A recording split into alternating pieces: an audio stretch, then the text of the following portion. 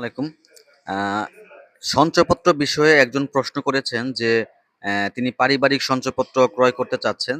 তো তিনি কত লাখ টাকা পর্যন্ত আ সঞ্চয়পত্র করতে টিন সার্টিফিকেট লাগবে না, এটা তিনি জানতে চেয়েছেন।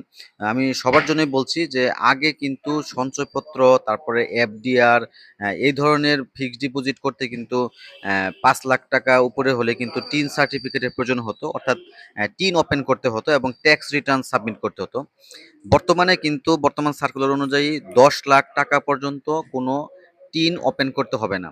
অর্থাৎ টিন সার্টিফিকেট যেটা কম্পিউটারে রেজিস্ট্রেশন করতে হয় সেটার প্রয়োজন নেই।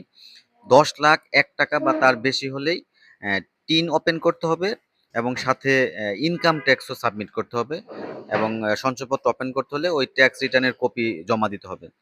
১০,০০,০০০ পর্যন্ত কোনো টিন লাগবে না। ১০,০০,০০০ এর উপরে হলে টিন লাগবে। আশা করি বুঝতে পেরেছেন। ধন্যবাদ।